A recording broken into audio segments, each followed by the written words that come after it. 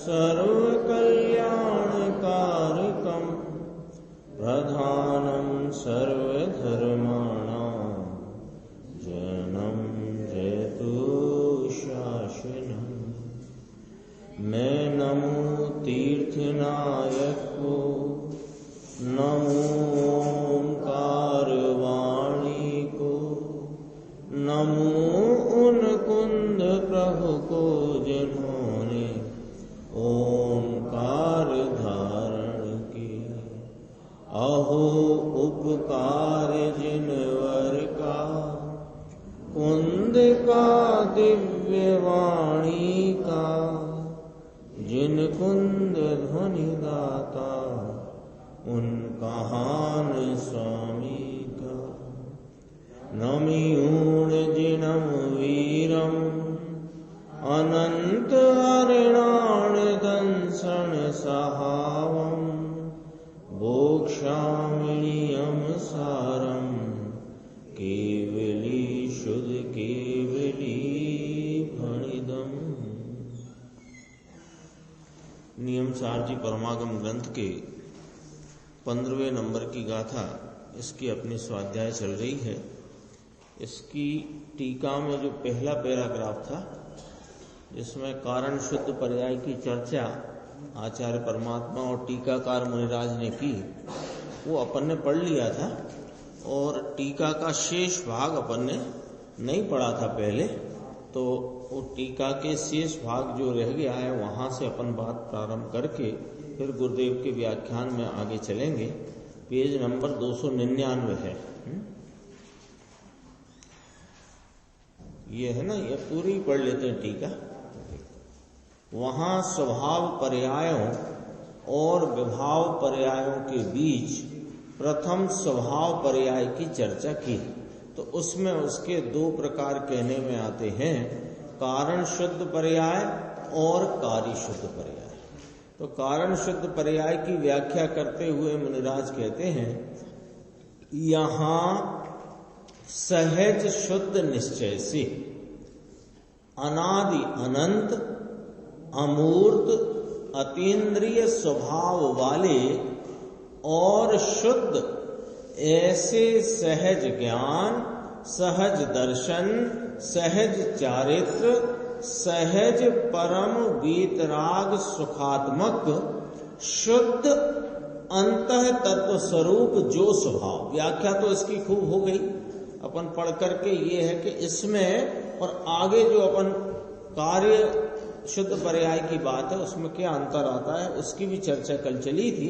देखो, शुद्ध अंतः तत्व स्वरूप जो स्वभाव अनंत चतुष्टय का स्वरूप, उसके साथ की स्वरूप माने त्रिकाल रहा हुआ स्वभाव, उसके साथ की जो पूजित पंचम भाव परिणति, उसके साथ तन्मय पने रही हुई जो पूज्य ऐसी पारिणामिक भाव की परिणति, वह ही कारण शुद्ध पर्याय है, ऐसा अर्थ है। इसकी तो हो गई व्याख्या। कार्य शुद्ध पर्याय की भी व्याख्या हो गई है, उसका पैराग्राफ अपन पढ़ते हैं जो नहीं पढ़ पाए थे। सादि अनंत अमूर्त अतीन्द्रिय स्वभाव वाला शुद्ध सद्भूत व्यवहार से, वहां कहा था सहज शुद्ध निश्चय से, प्रथम ही कहा था, हाँ, और अनादि अनंत कहा था। यहाँ दो बातें बदल गई कि नए में शुद्ध सद्भूत व्यवहार आ गया और अनादि अनंत के स्थान पर सादि अनंत आया। ठीक है, और अमूर्त अतीन्द्रिय स्वभाव वही बात आई। और जो ऊपर था सहज ज्ञान, सहज दर्शन, सहज चारित्र, उसके स्थान पर यहाँ कार्य शुद्ध पर्याय की व्याख्या में कहा केवल ज्ञान, केवल दर्शन, केवल सुख, केवल शक्ति युक्त फल रूप। वहां कहा था शुद्ध अंतः तत्व स्वरूप स्वभाव चतुष्टय, यहां कहा फल रूप चतुष्टय प्रकट हुआ है। तो वो फल रूप चतुष्टय फल रूप अनंत चतुष्टय के साथ की अनंत चतुष्टय के साथ तन्मय पने रही हुई जो परम उत्कृष्ट छायक भाव की शुद्ध परिणति वह ही कार्य शुद्ध पर्याय है। इसका फुटनोट है नीचे। सहज ज्ञानादि स्वभाव अनंत चतुष्टय युक्त कारण शुद्ध पर्याय में से, ये समझना बस। फुटनोट यहां इसीलिए दिया गया है कि कारण शुद्ध पर्याय और कार्य शुद्ध पर्याय, ये दो की चर्चा करने के लिए नहीं करी। ये चर्चा इसलिए की है कि कारण भाव को पहचान कर उसके आलम्बन लेने से कार्य शुद्ध पर्याय रूप फल की प्राप्ति होती है, ये समझने के लिए है। तो फुटनोट में देखना, सहज ज्ञानादि स्वभाव अनंत चतुष्टय युक्त कारण शुद्ध पर्याय में से केवल ज्ञानादि अनंत चतुष्टय युक्त कार्य शुद्ध पर्याय प्रकट होती है। तो पूज्यनीय परम पारिणामिक भाव परिणति वह कारण शुद्ध पर्याय है और शुद्ध छायक भाव परिणति वह कार्य शुद्ध। एकदम खुलासा, बिल्कुल कांच के जैसा क्लियर। अपन ने कहां तक पढ़ा कि वह ही कार्य शुद्ध पर्याय है।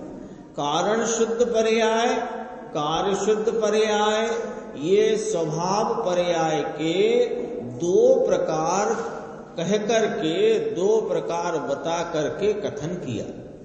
और अभी अपन ने फुटनोट में भी देखा क्यों स्वभाव पर्याय के दो प्रकार क्यों बताए कि एक कारण शुद्ध पर्याय स्वरूप जो स्वाभाविक भाव है उसमें से, उसके आलम्बन से कार्य शुद्ध पर्याय भाव की प्राप्ति होती है, ये प्रयोजन है उसमें, इसलिए कहा। अब अथवा फुल स्टॉप है। अब अथवा यानी जो विवक्षा हो गई ना, वो विवक्षा के अलावा एक और भी विवक्षा है। अथवा पूर्व सूत्र में कहे हुए सूक्ष्म ऋजु सूत्र नय के अभिप्राय से, ये एक शब्द आ गया ऋजु सूत्र नय। ऋजु सूत्र नय माने कोई शब्द कठिन सा है, कम प्रचलित है, सीधा है, जो वर्तमान पर्याय को पकड़ करके सीधा जो उसको विषय करता है वो ऋजु सूत्र नय है ना कोई। तो वो सूक्ष्म ऐसा ऋजु सूत्र नय के अभिप्राय से देखा जाए।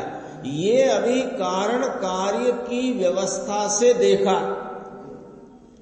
स्वभाव पर्याय के दो प्रकार कहे, वो कारण कार्यपने की व्यवस्था से कहे कि कारण कौन और उस कारण के आलम्बन से कार्य क्या, अथवा ये जो कार्य है केवल ज्ञान, केवल दर्शन, केवल सुख, केवल वीर्य रूप, इसका कारण क्या। ये स्वभाव पर्याय की दो प्रकारता रख करके चर्चा करी। अब सूक्ष्म ऋजु सूत्र नय के अभिप्राय से देखें तो 6 द्रव्यों को साधारण और सूक्ष्म ऐसी वे अर्थ पर्याय शुद्ध जानना। ये 14 नंबर की गाथा में आई थी ना चर्चा, शुद्ध पर्याय की और अशुद्ध पर्याय की। तो शुद्ध में क्या लिया था, अर्थ पर्याय, और अशुद्ध में लिया था व्यंजन पर्याय। ठीक है ना।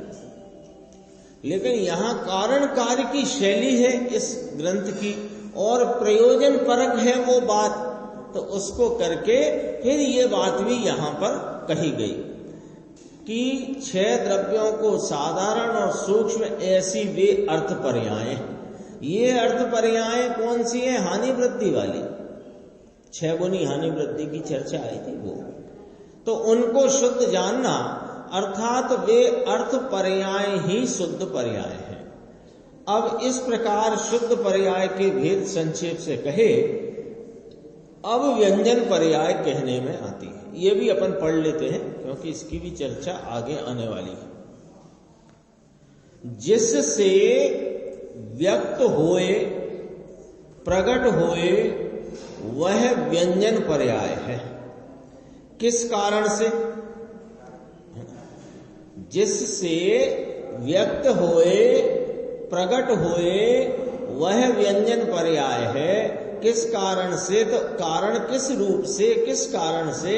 तो यहां दृष्टांत कहते हैं कि पटादि यानी वस्त्र आदि की भांति चक्षु गोचर होने से प्रकट होता है, अथवा सादि शांत मूर्त विजातीय विभाव स्वभाव वाला होने से दिख करके नाश प्राप्त हो जाने के स्वरूप वाला होने से प्रकट होता है। कैसा है? कुछ व्याख्या में क्या कहना चाहते हैं? व्यंजन पर्याय किसे कहते हैं? कहा ना अब व्यंजन पर्याय कहने में आती है। तो व्यंजन पर्याय कहा कि जो प्रकट होती है, दिखाई देती है। यहां दिखाई देने का अर्थ अरूपी वस्तु की व्यंजन पर्याय कैसे दिखाई देगी? नहीं देती ना।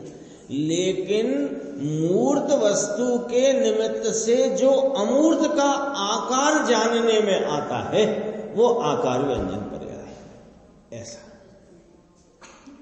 तो कथन तो वहीं से किया कि जो प्रकट होती है पटादि की, वस्त्र आदि की भांति, वस्त्र आदि मूर्त पदार्थ है, वो चक्षु गोचर है। उस चक्षु गोचर मूर्त पदार्थ से ये प्राप्त हो जाती है बात के ये आकार है।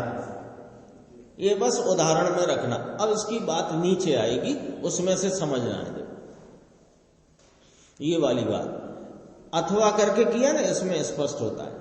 सादी शांत मूर्त विजातीय विभाव स्वभाव वाला होने से, ये कौन है? शरीर। शरीर, ये जो शरीर नहीं है, जीव को शरीर का संयोग है ना अनादि से। भव भव में अनादि से अन्य भिन्न भिन्न प्रकार के शरीर का संयोग है। तो वो शरीर का संयोग कैसा गिना जाएगा? सादी शांत। शरीर पुद्गल स्वरूप है तो क्या गिना गया? मूर्त। विजातीय विभाव स्वभाव वाला है, चेतन जाति से भिन्न जाति वाला है, विजातीय है। विभाव यानी आत्मा के, चेतन के भाव से विरुद्ध भाव स्वरूप है और ऐसा उसका स्वभाव है।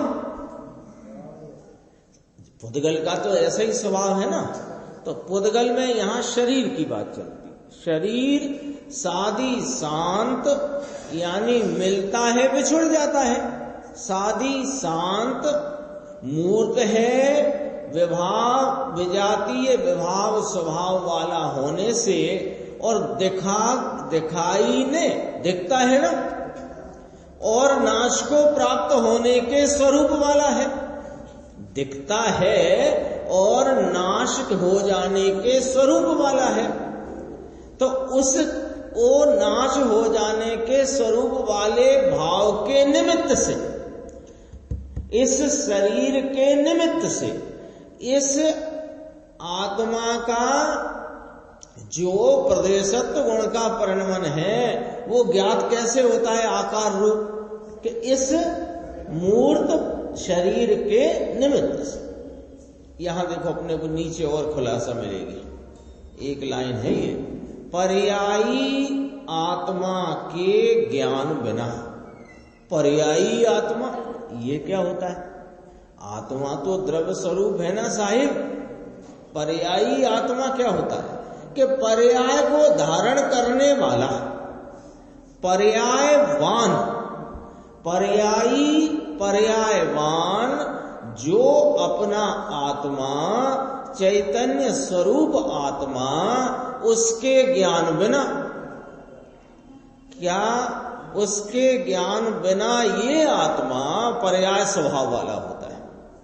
क्या कहते हैं कि ये पर्यायी माने पर्यायवान अपना चैतन्य भगवान आत्मा, इसका भान नहीं होने के कारण ये आत्मा भव भव में विध विध पर्याय को प्राप्त होता है। तो ये पर्याय स्वभाव वाला होता है। चार गति में भटक रहा है कि नहीं? चार गति में भटक रहा है। क्यों भटक रहा है?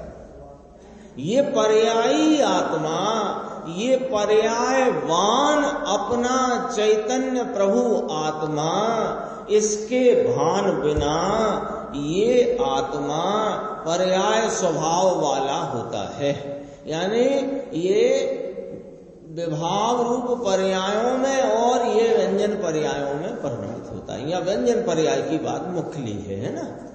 इसलिए शुभ अशुभ रूप मिश्र परिणाम से आत्मा व्यवहार से मनुष्य होता है। आत्मा है ना। अब आत्मा है, आत्मा कैसा है कि जानन स्वरूप है, उपयोगवान है, उपयोग स्वरूप है, उपयोग वाला है। ऐसे उपयोग वाले आत्मा के उपयोग में ये उपयोग स्वरूप आत्मा नहीं आया होने से ये प्रति समय पर्यायों में परिणमता हुआ विध विध प्रकार के शरीर को धारण करता है। यही है ना। अनादि से संसार क्या है जीव का? ये तो कहते हैं कि शुभ अशुभ रूप मिश्र परिणाम से आत्मा मनुष्य होता है व्यवहार से। आत्मा मनुष्य तो हो नहीं सकता, पर मनुष्य पर्याय को धारण करता है, अर्थात मनुष्य पर्याय के संयोग को प्राप्त होता है। तो आत्मा मनुष्य हुआ, ये व्यवहार कथन है। व्यवहार कथन हुआ कि निश्चय कथन हुआ? व्यवहार कथन है। आत्मा मनुष्य होता है, ये व्यवहार कथन है। क्योंकि आत्मा कब मनुष्य हुए? कि आत्मा तो आत्मा रहे, लेकिन मनुष्य शरीर के संयोग काल में उस आत्मा को व्यवहार से ये कहा जाता है कि आत्मा मनुष्य होता है। ऐसा व्यवहार से कहने में आता है। तो वहां पर ये जो आत्मा जिसे व्यवहार से मनुष्य होता है कहा, तो वहां उसकी मनुष्याकार व मनुष्य पर्याय है। मनुष्य पर्याय किसकी कहना? आत्मा को मनुष्य शरीर के संयोग काल में मनुष्य जो व्यवहार से कहा, तो किसको कहा व्यवहार से? मनुष्य। आत्मा को कहा व्यवहार से मनुष्य। तो वो क्यों कहा? कि उसके प्रदेशत्व गुण की उस समय मनुष्याकार पर्याय है। वो जो मनुष्याकारी है, मनुष्य आकार रूप जो पर्याय है, उसको मनुष्य पर्याय कहने में आता है। मनुष्य शरीर को नहीं, मनुष्य शरीर को नहीं, आत्मा के प्रदेशत्व गुण के उस आकार रूप भाव को, मनुष्याकार भाव को मनुष्य पर्याय कहने में आता है। गति की चर्चा आती है ना, मनुष्य गति किसे कहना? तो क्या संयोग को गति नहीं कहते? क्यों? कि संयोग तो अन्य द्रव्य का परिणमन है। अन्य द्रव्य है, उसका अपना परिणमन है। उसे हम गति जीव की कैसे कह दें? जीव है ना, अभी बाहर गए अपन तो गाय घूम रही है वहां, तो गाय घूम रही है, वो आड़ा शरीर है गाय का, चार पैर वाली। अब वो जो गाय है वो उसे अपन क्या कहेंगे? ये त्रियंच गति का जीव है। अब ये बताओ कि वो जो जीव है जिसे त्रियंच गति का जीव कहा, उसने कब वह आड़ापना धारण किया? या वो आड़ापना मतलब वो जो शरीर है उसको उस जीव ने कब धारण किया? तो गति उस शरीर को कहना कि उस शरीर के संयोग के काल में जीव के प्रदेशत्व गुण का उस प्रकार का आकार वह त्रियंचाकार त्रियंच पर्याय है। कथन तो व्यवहार से आता है, लेकिन उसकी असलियत अपने को ख्याल में आनी चाहिए। ये कहते हैं देखो, उसका मनुष्याकार वह मनुष्य पर्याय है। केवल ये ऊपर कहा था शुभ अशुभ रूप कर्म मिश्र परिणाम से, अब कहा केवल अशुभ परिणाम से कर्म से व्यवहार से आत्मा नारक होता है। उसका नारक आकार वह नारक पर्याय है। किंचित शुभ मिश्रित माया परिणाम से आत्मा व्यवहार से त्र्यंच काय में जन्मता है, उसका आकार वह त्र्यंच पर्याय है। और केवल शुभ कर्म से व्यवहार से आत्मा देव होता है, उसका आकार वह देव पर्याय है। ये व्यंजन पर्याय है। आ गई स्पष्ट आ गई बात। व्यंजन पर्याय किसको कहना, थोड़ा ख्याल में रखने की बात है। बोलने में तो ऐसा आता है, जो जिस प्रकार का शरीर संयोग में है ना, उसके निमित्त से आत्मा अमूर्त पदार्थ के प्रदेशत्व गुण के अमूर्त आकार का ज्ञान होता है। आकार बिना का नहीं है, अमूर्त है आत्मा, लेकिन आकार बिना का नहीं है। तो उसका व्यंजन पर्याय अशुद्ध में अशुद्ध पर्याय में गिनी गई।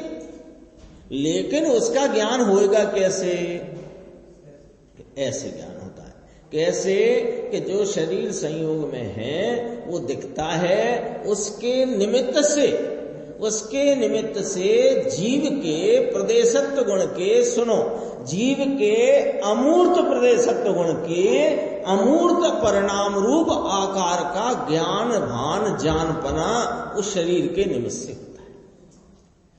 तो वहां जो शरीर के निमित्त से आत्मा के प्रदेशत्व गुण का जो परिणाम है वो व्यंजन पर्याय है, शरीर फरीर नहीं।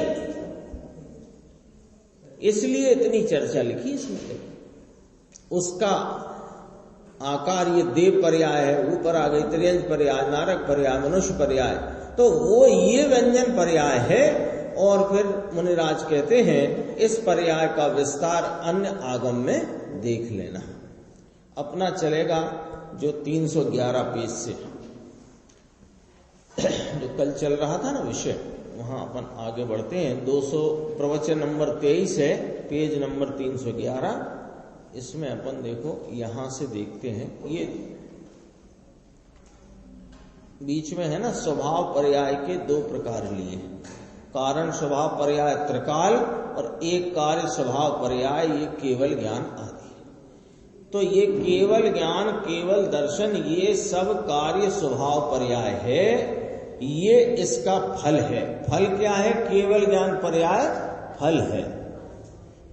फल आया था ना, फल आया था कहीं, वो उसमें आया था टीका में बराबर, फल रूप। ये सब तुम चौपड़ा वांचने वाले को कहते हैं, इसलिए पुस्तक वांचते हो ना तो सामने है, कहाँ आया देख के बताओ जरा।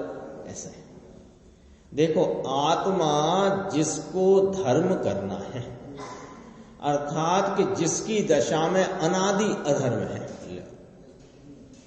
व्याख्या ऐसे होती है कि धर्म करना है, ये कहां से ले आए बात? धर्म करना है अर्थात कि जिसकी दशा में अनादि अधर्म है। भाई साहब को भोजन करना है, इसका मतलब अभी इनने भोजन किया नहीं, भूखे। तो ये आत्मा, तो हम सबसे पूछते हैं अथवा कहते हैं कि जिसको धर्म करना है, यानी कि जिसकी दशा में अनादि से अधर्म है, इसको धर्म करना हो तो, और नहीं करना हो तो चल ही रहा है मामला। तो धर्म करना होए तो कहते हैं कि वह धर्म स्वभाव वस्तु में पड़ा हुआ है, कारण शुद्ध पर्याय। ठीक है ना? ये जो धर्म करना है, ऐसी जो निर्मल पर्याय, ये सब स्वभाव अनंत पर्याय का पिंड, ये तो वस्तु में पड़ी है। वस्तु स्वयं अनादि अनंत सत पदार्थ है, ऐसे इसके गुण अनादि अनंत सत हैं, ऐसी इसकी पर्याय भी कारण पर्याय अनादि अनंत शुद्ध निश्चय से सत है। भारी झीणु भाई, भारी झीणु। कि बात क्या रखी सामने कि धर्म करना है कि नहीं करना है। अपने सामने प्रश्न है कि धर्म करना है कि नहीं करना है। तो धर्म करना होए तो उसमें पहली बात तो ये खड़ी होती है कि अनादि से इसकी दशा में अधर्म चला गया है। ठीक है, अब इसको यदि धर्म करना है तो धर्म करना है तो धर्म स्वरूप कोई पदार्थ है कि नहीं, कि यह अनंत गुण का जो समूह वह वस्तु जो है ये अनादि अनंत सत पदार्थ है। तो इसके गुण अनादि अनंत सत है। यहां पकड़ना जरा बात को। द्रव्य अनादि अनंत सत, इसके अनंते गुण अनादि अनंत सत, और इसकी पर्याय भी अनादि अनंत सत। पर्याय अनादि अनंत सत कि हाँ, इसका अपना द्रव्य और गुण जो अनादि अनंत, इनके गुणात्मक भाव का जो स्वरूप रूपता का सदरस भाव है, ये शुद्ध पर्याय कारण पर्याय अनादि अनंत सत है। इसको जो पकड़े उसके कार्य स्वभाव शुद्ध पर्याय की प्राप्ति होती है।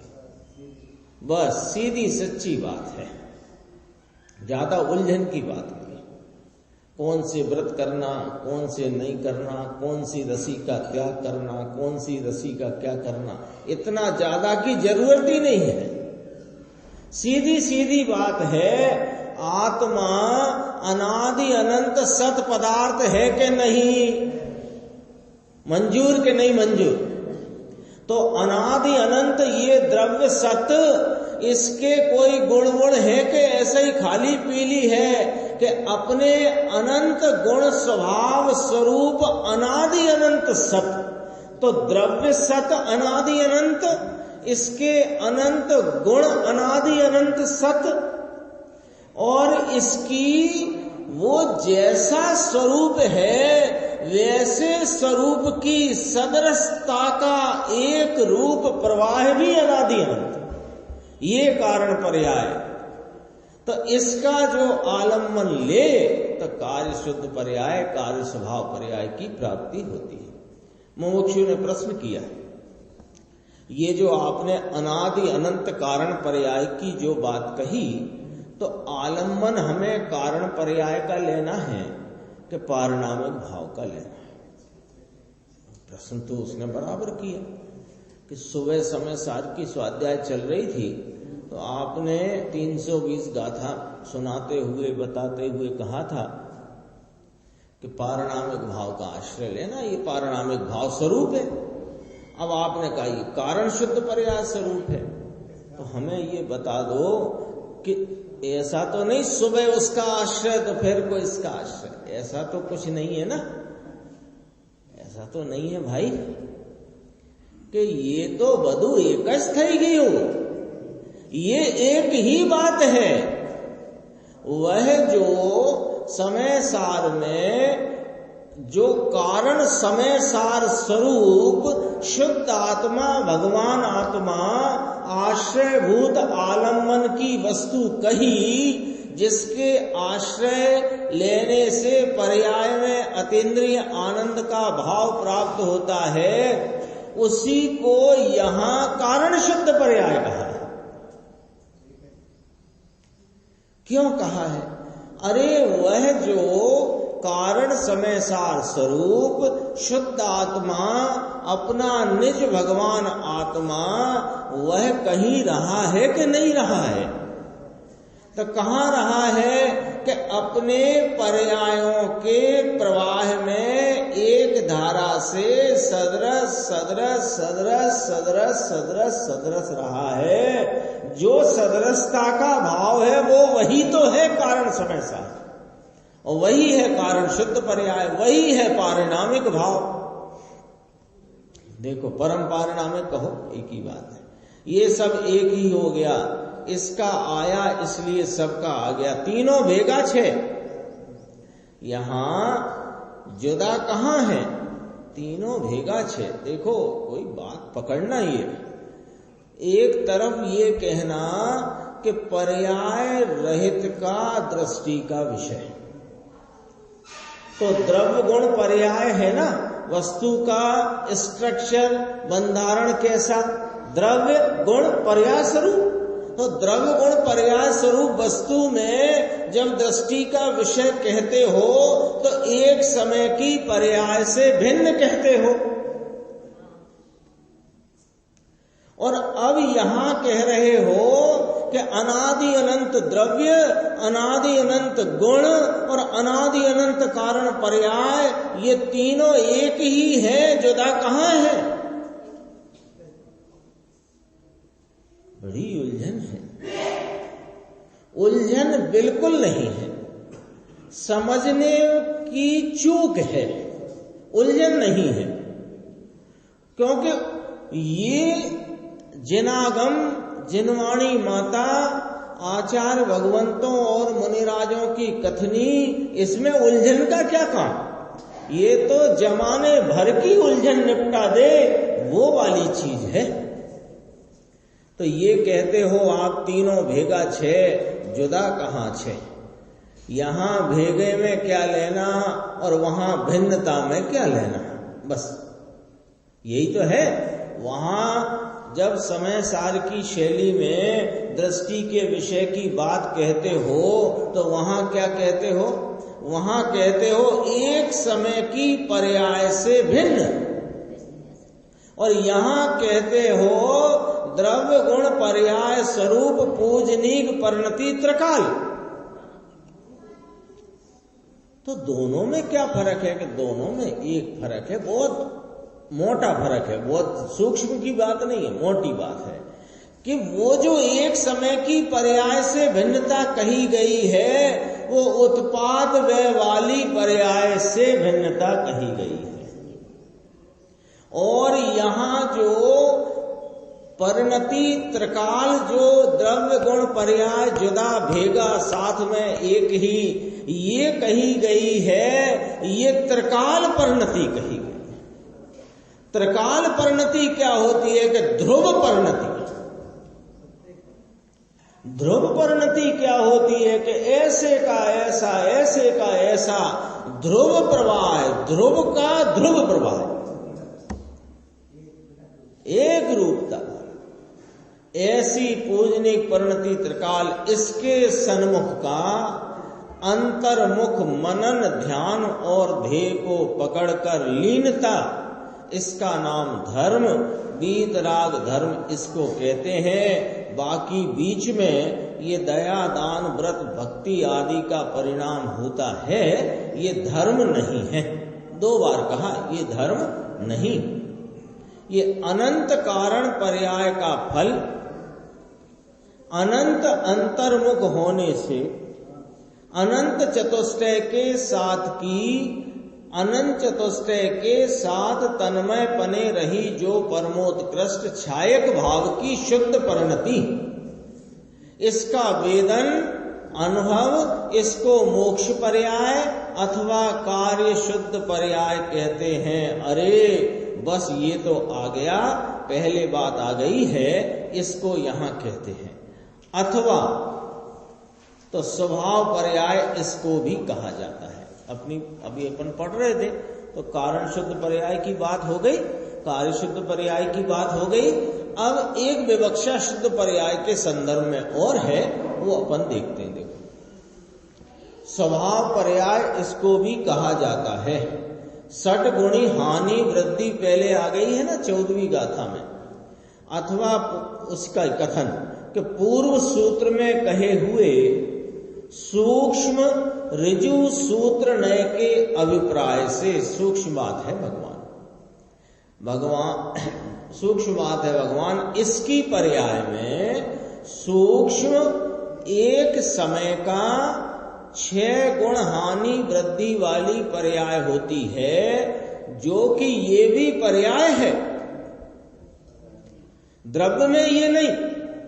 अब यहां जो बात चल रही है ना, इसमें वो कारण शुद्ध पर्याय और कार्य शुद्ध पर्याय वाली बात मत लगाना। वो विवक्षा, वो प्रतिपादन जो किया गया वो हो गया, वो आपने समझ लिया, उसको साइड रखो अभी।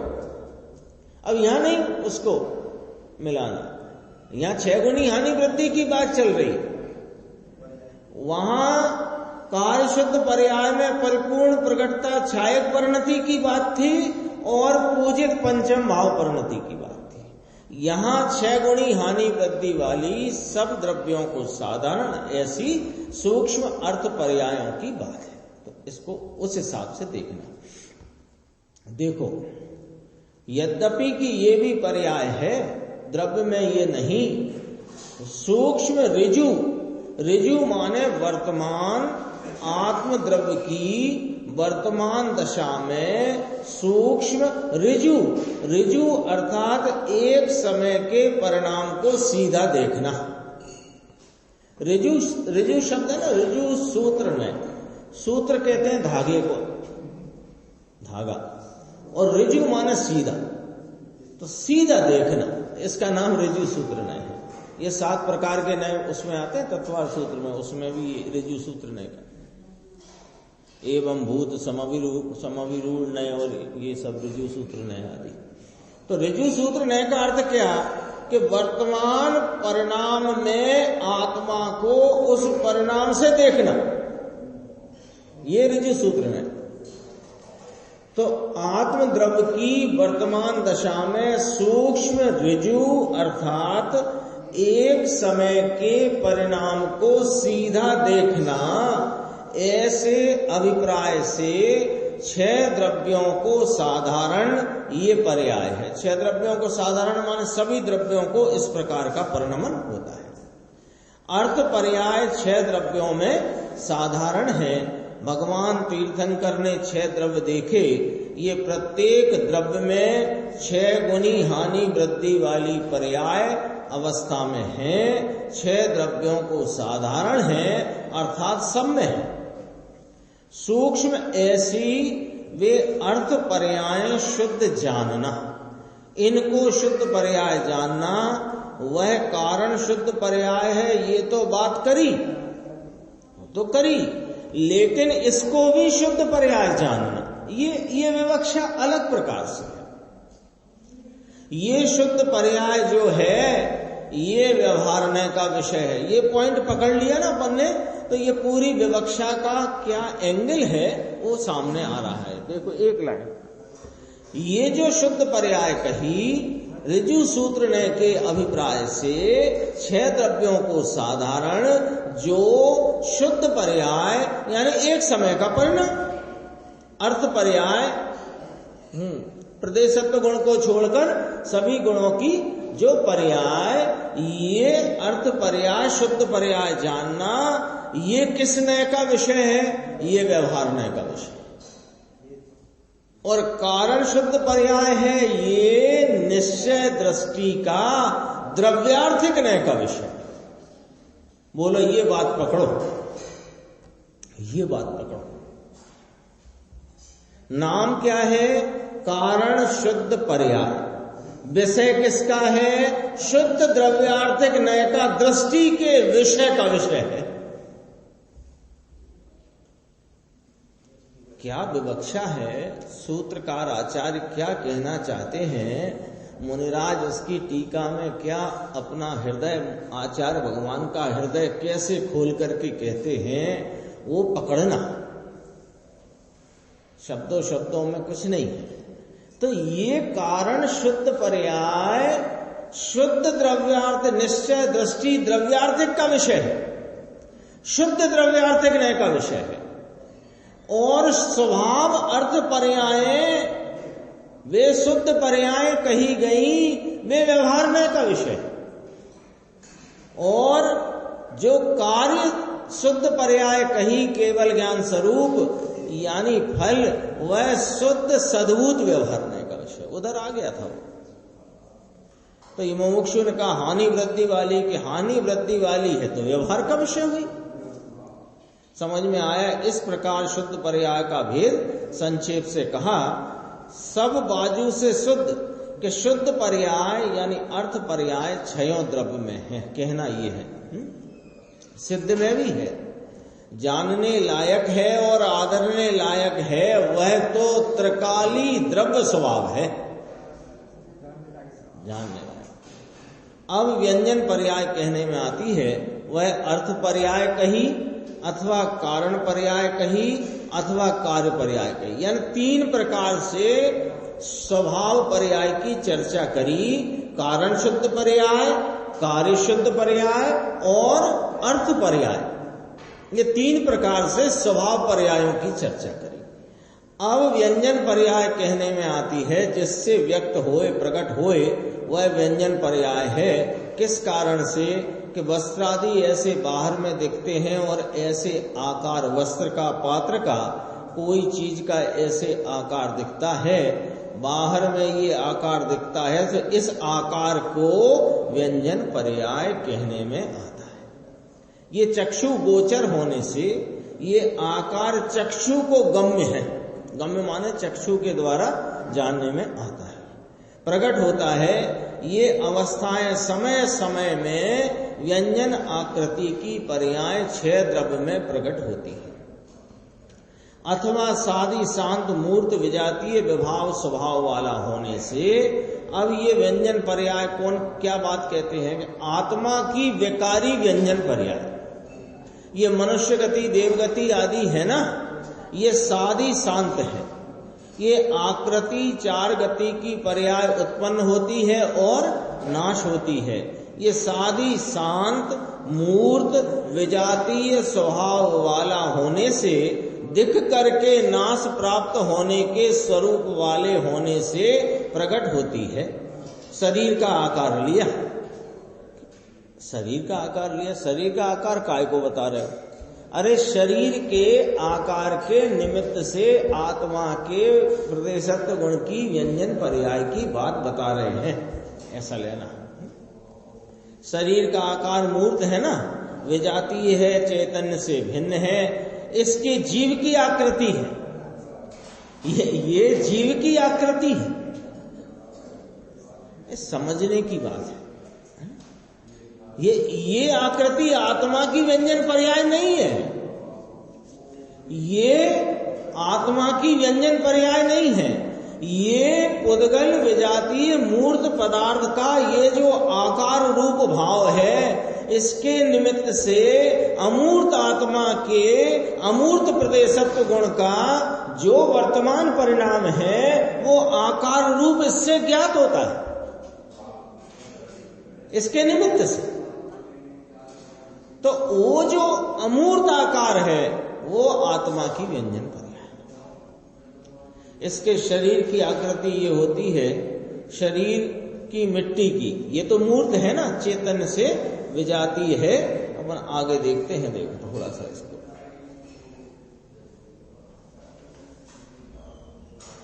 ये ले लिया, फुटनोट में से लिया है, देखो।